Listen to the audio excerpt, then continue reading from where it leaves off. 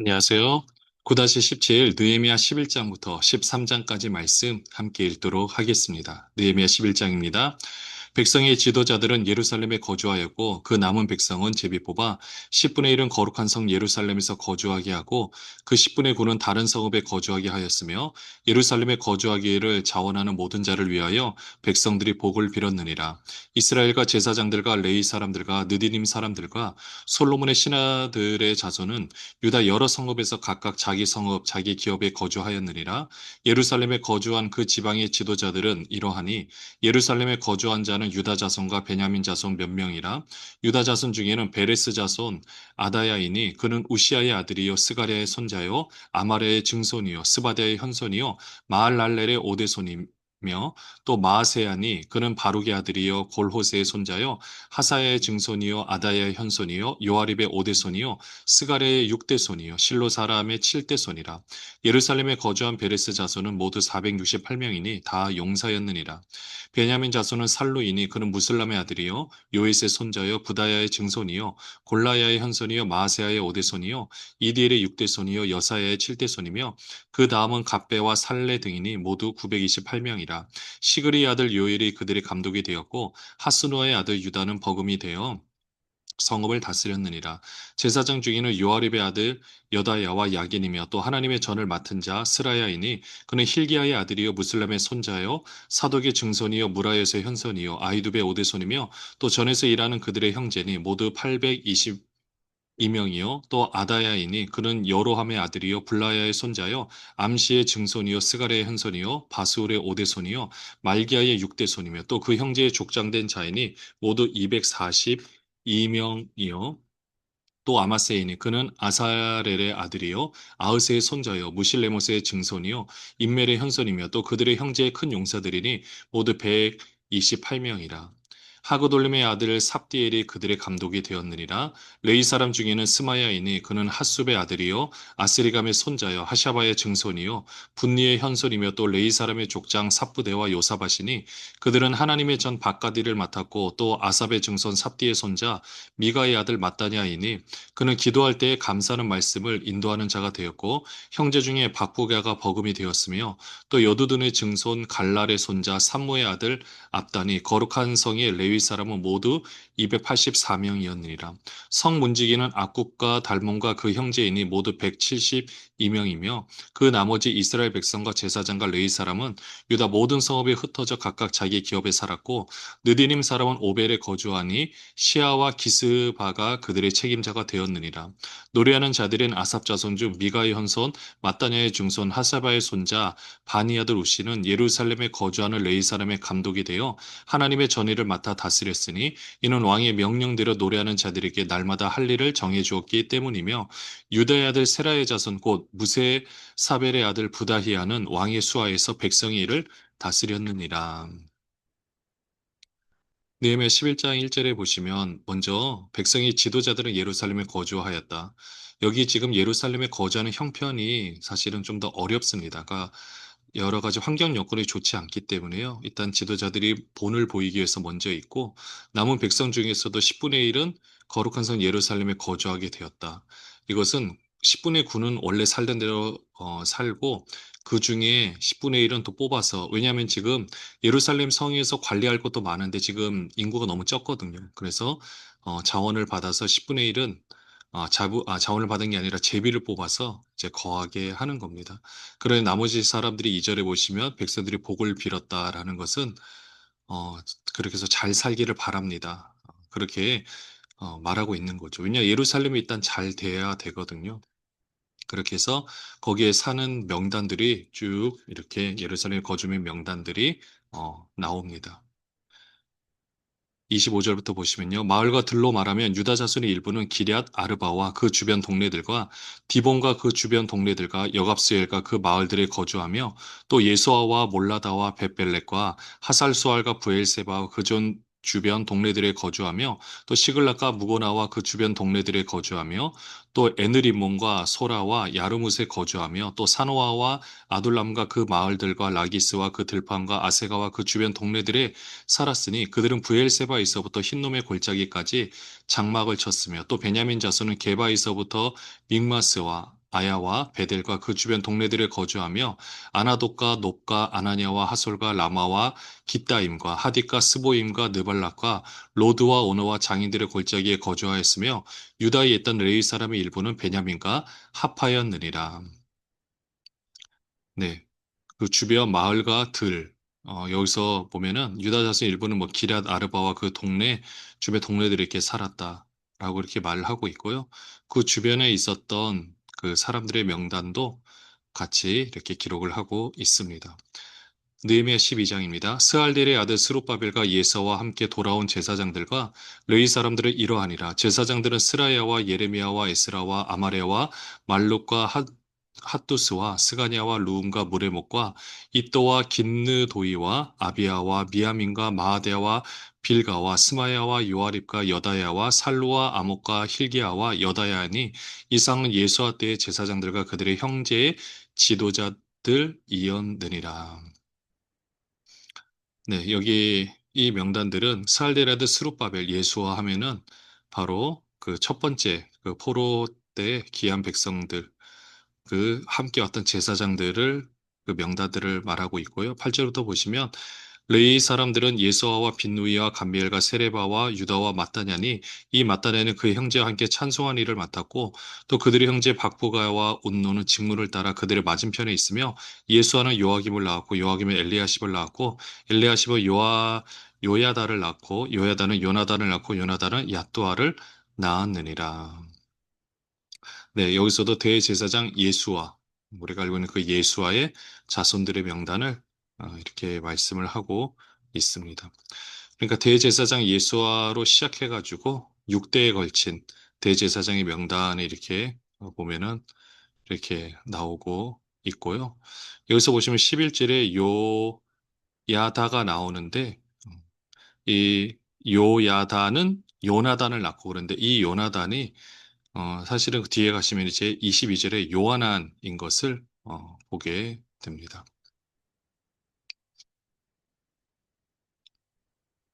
12절입니다. 요야김 때 제사장, 족장된 자는 스라야 족속에는 무라야요, 예레미야 족속에는 하나냐요, 에스라 족속에는 무슬람이요, 아마랴 족속에는 여호하나니요, 말루기 족속에는 요나단이요, 스바냐 족속에는 요셉이요, 하림 족속에는 아드나요, 무라여 족속에는 헬게요, 이또 족속에는 스가랴요, 긴느도 돈 족속에는 무슬람이요, 아비야 족속에는 시그리요, 미냐민 곧 모아데아 족속에는 빌데요, 빌가 족속에는 삼모아요, 스마야 족속에는 여호나단이요, 요아립 족속에는 마뜨네요, 여다야 족속에는 오시요, 살레 족속에는 갈레요, 아목 족속에는 에벨이요, 힐기야 족속에는 하샤바요, 여다야 족속에는 느다넬이었느니라. 네, 이렇게 해서 또 명단들을 쭉 기록을 하고 있습니다. 어, 마찬가지로 명단을 굳이 우리가 왜 읽어야 되는가? 네, 이 명단들이 어떻게 보면은 그때 어떻게든 살고자 했던, 어떻게든 이 민족들이 더 번성하기를 원했던 간절한 마음이 이 명단들한테 지금 담겨져 있거든요. 어떻게든 우리가 하나님 앞에서 제대로 살아나기를 원합니다. 라는 이 고백이 들어가 있죠. 22절부터 보시면요. 엘리야십과 요야다와 요하난과 야뚜아 때에 레이 사람의 족장이 모두 책에 기록되었고 바사왕 다리오 때 제사장도 책에 기록되었고 레이 자손의 족장들은 엘리야십의 아들 요한한 때까지 역대지략에 기록되었으며 레이 족속의 지도자들은 하샤바와 셰레바와 감멜의 아들 예수아라. 그들은 그들의 형제의 맞은편에 있어 하나님의 사람 다윗의 명령대로 순서를 따라 주를 찬양하며 감사하고 마따니아와 박부가와 오바데와 무슬람과 달몬과 악굽은 다 문지기로서 순서대로 문안의 곳갓을 파수하였나니 이상의 모든 사람들은 요사닥의 손자 예수의 아들 요야김과 총독 느헤미야와 제사장 겸 학사 에스라 때에 있었느니라. 네, 레위 사람들에 대한 추가 이 정보들을 또 말씀을 해주고 있습니다. 네, 주를 찬양하고 또 학사 에스라 때 있었던 이 명단도 쭉 이야기를 해주고 있고요. 27절부터 보시면요. 예루살렘 성벽을 봉헌하게 되니 각처에서 레위 사람들을 찾아 예루살렘으로 데려다가 감사하며 노래하며 재금을 치며 비파와 수금을 타며 즐거이 봉헌식을 행하려 하며 이에 노래하는 자들이 예루살렘 사방들과 느도바 사람의 마을에서 모여들고 또 백길갈과 게바와 아스마의 들에서 모여들었으니 이 노래하는 자들은 자기들을 위하여 예루살렘 사방에 마을들을 이루었습니다. 제사장들과 레위 사람들이 몸을 정결하게 하고 또 백성과 성문과 성벽을 정결하게 하니라. 이에 내가 유다의 방백들을 성벽 위에 오르게 하고 또 감사 찬송하는 자의 큰 무리를 둘러 나누어 성벽 위로 대오를 지어 가게 하였는데 한 무리는 오른쪽으로 분문을 향하여 가게 하니 그들의 뒤를 따르는 자는 호세야와 유다 지도자의 절반이요 또 아사랴와 에스라와 무슬람과 유다와 베냐민과 스마야와 예레미야이며 또 제사장들의 자손 몇 사람이 나팔을 잡았으니 요나단의 아들 스마야의 손자 마따냐의 증손 미가야의 현손 사꿀의 오대손 아삽의 육대손 스가랴와 그의 형제들은 스마야와 아사렐과 밀랄레와 길랄레와 마에와 느다넬과 유다와 하나니라. 다 하나님의 사람 다윗의 악기를 잡았고 학사 에스라가 앞서서 샘문으로 전진하여 성벽으로 올라가는 곳에 이르러 다윗성의 층계로 올라가서 다윗의 궁 윗길에서 동쪽으로 향하여 수문에 이르렀고 감사 찬송하는 다른 무리는 왼쪽으로 행진하는데 내가 백성의 절반과 더불어 그 뒤를 따라 성벽 위로 가서 화덕 망대 윗길로 성벽 넓은 곳에 이르고 에브라임 문 위로 옛문과 어문과 하나넬 망대와 한메아 망대를 지나 양문에 이르러 감옥문에 멈춤에 이에 감사 찬송하는 두 무리가 하나님의 전에 섰고 또 나와 민장의 절반도 함께하였고 제사장 엘리야김과 마아세야와 미냐민과 미가야와 엘료에네와 스가랴와 하나냐는 다 나팔을 잡았고 또 마아세야와 스마야와 엘르아살과 우시와 여호하난과 말기야와 엘람과 이셀이 함께 있으며 노래하는 자는 크게 찬송하였는데 그 감독은 에스라히아라. 이날에 무리가 큰 제사를 드리고 심히 즐거워하였으니 이는 하나님이 크게 즐거워하게 하셨음이라. 부녀와 어린아이도 즐거워하였으므로 예루살렘이 즐거워하는 소리가 멀리 들렸느니라. 27절에 예루살렘 성벽을 이제 봉헌하는 봉헌식을 하게 됩니다. 이때 각처에서 레위 사람들을 찾아서요 예루살렘으로 데려다가 감사하며 노래하며 재금을 치며 비파와 수금을 타며 즐거이 봉헌식을 행하려 합니다. 그렇게 하다 보니까 주변에 노래하는 자들, 예루살렘 사방들과 느도바 사람의 마을에서도 이렇게 모여들고요. 주변에 사람들이 이제 레위 사람들 어쨌든 찾아서 함께 하고요.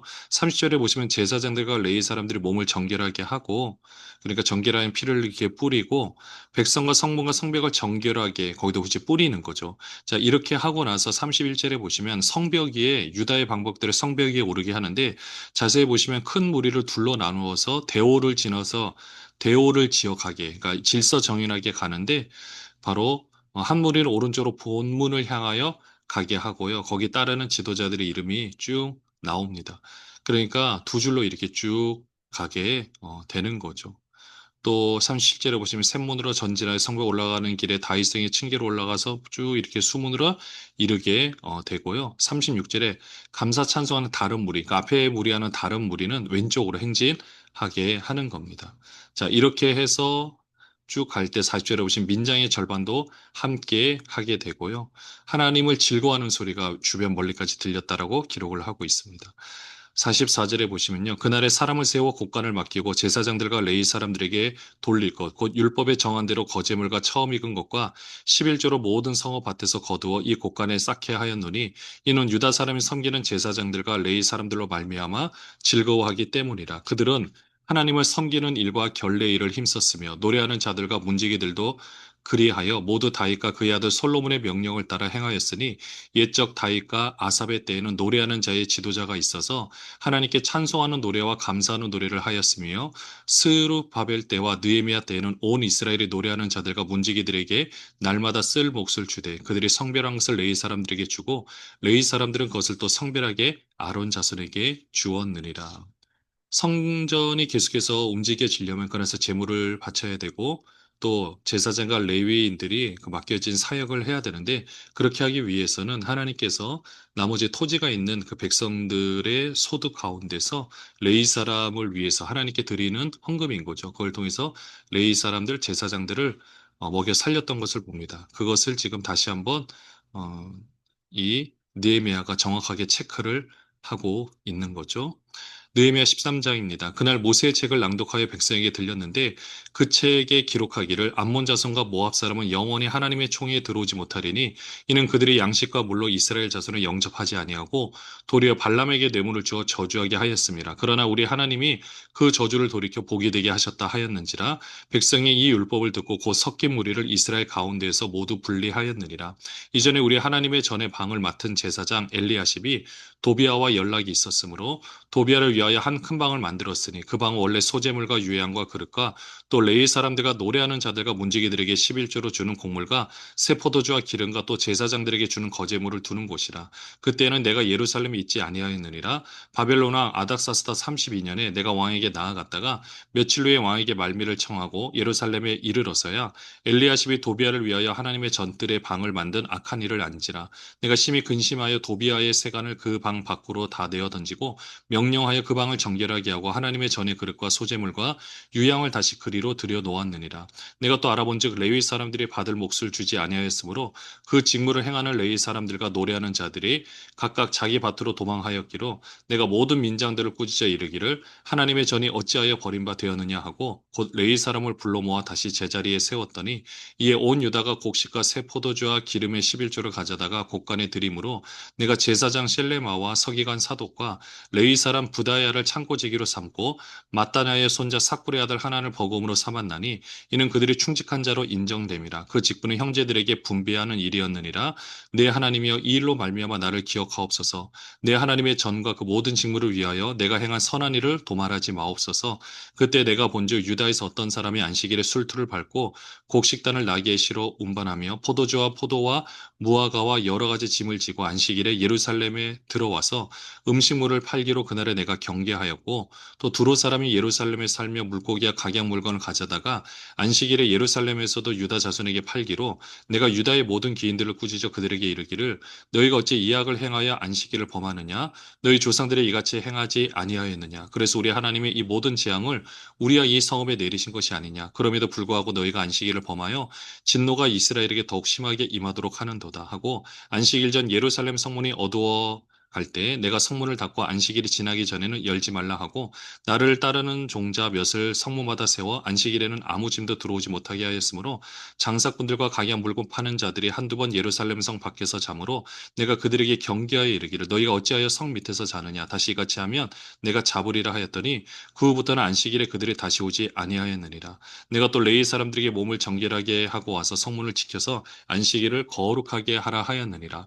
내 하나님이여 나를 위하여 이 일도 기억하시옵시고 없고 주의 크신 은혜대로 나를 아끼시옵소서. 그때 내가 또 본즉 유다 사람이 아스돗과 암몬과 모압 여인을 맞아 아내로 삼았는데 그들의 자녀가 아스돗 방언을 절반쯤은 하여도 유다 방언은 못하니 그 하는 말이 각 족속의 방언이므로 내가 그들을 책망하고 저주하며 그들 중 몇 사람을 때리고 그들의 머리털을 뽑고 이르되 너희는 너희 딸들을 그들의 아들들에게 주지 말고 너희 아들들이라 너희를 위하여 그들의 딸을 데려오지 아니하겠다고 하나님을 가리켜 맹세하라 하고 또 이르기를 옛적에 이스라엘 왕 솔로몬이 이 일로 범죄하지 아니하였느냐 그는 많은 나라 중에 비길 왕이 없이 하나님의 사랑을 입은 자라 하나님이 그를 왕으로 삼아 온 이스라엘을 다스리게 하였으나 이방 여인이 그를 범죄하게 하였나니 너희가 이방 여인을 아내로 맞아 이 모든 큰 악을 행하여 우리 하나님께 범죄하는 것을 우리가 어찌 용납하겠느냐 대제사장 엘리야십의 손자 요야다의 아들 하나가 호런 사람 산발랏의 사이가 되었으므로 내가 쫓아내어 나를 떠나게 하였느니라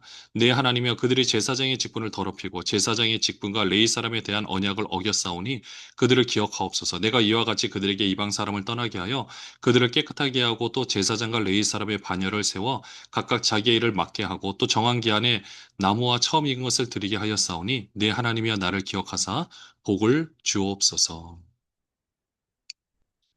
느헤미야가 개혁을 일으키는데요. 먼저 1절에 보시면 하나님의 사람, 그러니까 모세의 책을 낭독하여 백성에게 읽히는데 암몬 사람과 모압 사람은 영원히 하나님의 총리에 들어오지 못한다. 이유는 이스라엘 자손들을 영접하지 않고 오히려 발람에게 뇌물을 주어서 저주하게 했던 그 전적이 있어서 그렇죠.